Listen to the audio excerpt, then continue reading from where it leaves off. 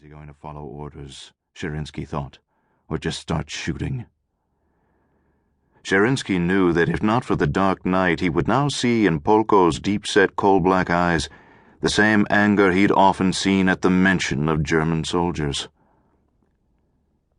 "Keep your damn head, Poruchnik," Polko grunted.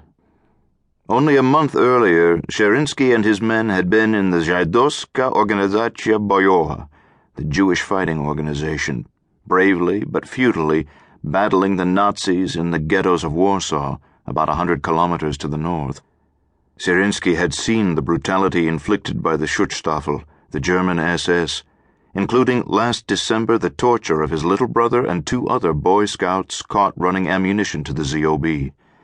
The teenagers had had their testicles torn out, their eyes gouged, and their teeth pulled before being killed and thrown into the snow-covered street as a message to others.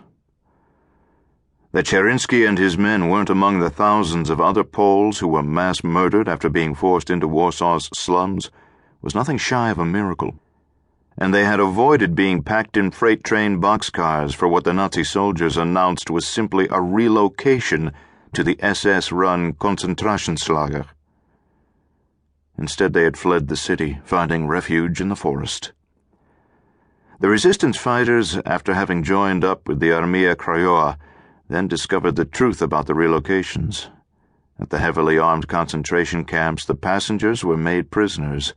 The SS called them Sonderkommandos, put in striped outfits, and within weeks worked to their death.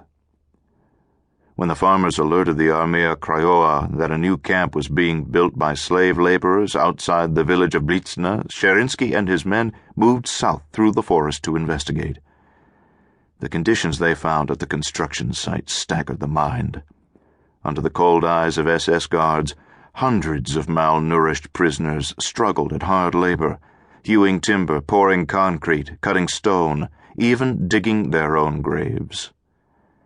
Nearby, the slave laborers also worked at carving out of the woods a small airstrip for light aircraft to reach the remote area. They saw the SS summarily beat and execute on the spot those judged not to be working hard enough.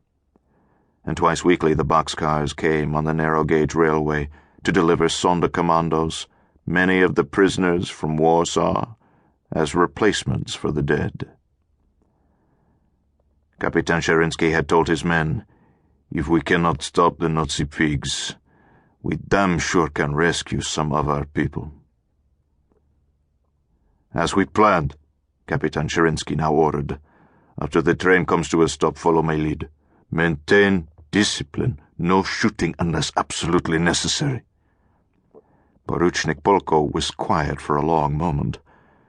He thought back to the previous 2 days when they had practiced the ambush of the train inside a deserted barn. Using bales of hay as a mock-up for one of the 30-foot-long freight cars, Sherinsky had drilled the discipline into their heads. Each boxcar, it sickened Polko to call them what they were, foul-smelling cattle cars, would be packed with at least 50 prisoners, and possibly as many as 100 or more, with a shared bucket or 2 being the only method for the disposal of human waste.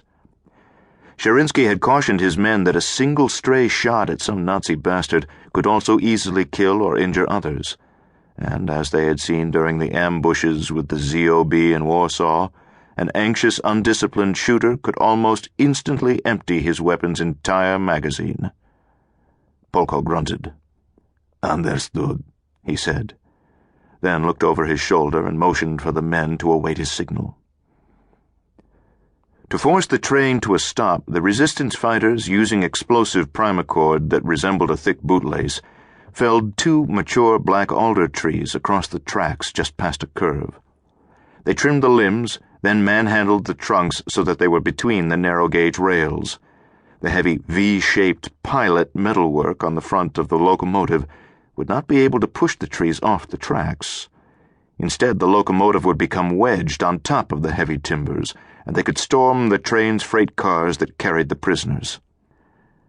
As they had practiced in the barn, each resistance fighter then would run to a particular door on a boxcar, unlatch its lock, swing it open, then repeat until all doors were open.